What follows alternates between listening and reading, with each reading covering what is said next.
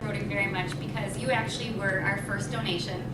Our nonprofit is called The Caring Effect, and as most of you know, Eddie and I own Fuzzy Duck Design, and we've owned it for 19 years, and over the 19 years, many people have come to us and said, we need a logo for our nonprofit, or we need a brochure, and we would do it, and then I would hear their story, and I would be like, oh, we gotta tell people about that, or I'd hear about a senior citizen who lived downtown who needed furniture, and I'd email my friends and say, we gotta take care of Ella. And then the next thing would come, and my friends are like, Beth, you're tapping us out. So I said, I need more friends. And so Eddie and I started The Caring Effect. And the purpose of The Caring Effect is to bring awareness to the needs of others, because you can hear the food shelves are low, or you can hear that there's hungry children, but you need to hear the stories about these kids and who has these needs. So our goal is to make you aware of the needs through a radio show that we've created, and then give you the tools to plug in and make a difference. So we partnered with Give Min, and we also partnered with Volunteer Match and Hands on Twin Cities. So while you're listening to the radio show, you can go right to our website and help make a difference. And each show is on a different need. So how some nonprofits focus on one need, we focus on a different need each month. So for us, the Rotary helped us do our first 3 radio shows, which was just huge, because without that funding, we couldn't have made those shows. And the cool thing is, I'm not very good at following instructions, and Monica made this beautiful presentation, but I'll probably just randomly pop things out of my mouth. But now we actually have an opportunity to go on regular radio, which is huge. We've only done 5 shows, and we tape at Relevant Radio, which is a Catholic station, and they have asked us to become part of their lineup.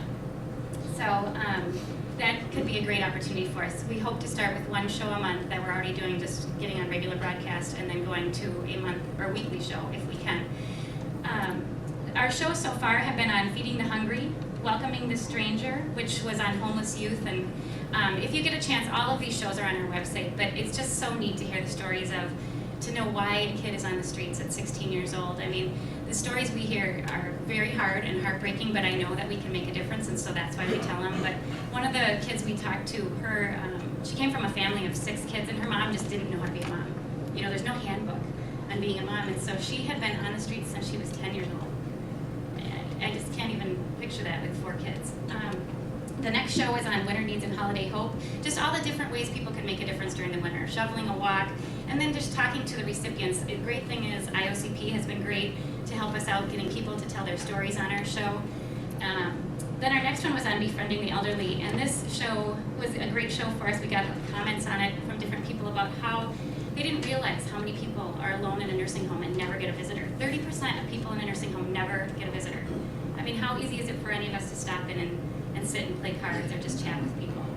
And then the last one we did was Serving Our Soldiers, and this one was wonderful. We had a guest, Patrick, who had just been back from Iraq for about a year, and truly told his story about how, what his life was like over there, and then what it was like when he came home, and the different things that he needed when he got home. And so I think the nice thing is it's getting the true insights of how we can make a difference. Each show features a different need. So upcoming, I think our show we tape tomorrow or Friday is on urban housing needs and how you can rebuild the community and help make a difference. So the nice thing, what we've found is, maybe you don't care about seniors, or they aren't passionate in your heart, but maybe you care about children, and you can listen to that show and find out about all the different ways you can make a difference. This was our show on Feeding the Hungry. We gave a ton of different examples. We had Second Harvest Heartland on, and then a gal who ran a food shelf, and then also somebody from the Wilder Foundation that helped kind of give us our stats. And that's kind of our format. You can just breeze through these. But our format is having the person tell their story, and then having an expert that really communicates all the statistics on what that need has, and then also on having a volunteer who tells their story, because I think anybody who is up here that has volunteered before knows you get so much more back than the person that you're giving to, and that's truly the message that we want to send, and the principle of the Caring Effect is that it keeps on going, and once you start giving, the circle will keep on going, and you'll touch other people who will want to do the same. This was, our goal is to make somebody do something, and so this was one of our comments from our show on our seniors, and it said, Beth, this was a great show. I was so inspired. I've already contacted the local hospice care center to find out how I can help. And I happen to know this person, and so it was really cool. She's lost her father, and so she found a way to go back and give and make a difference for those who are also in need. So kind of neat to see it going full circle.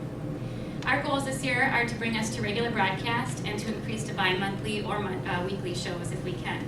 And so where the Rotary can help us today would be if you know anybody who wants to sponsor a radio show, we're looking and we're ready to go live and go on regular radio, so we would love that help or that connection.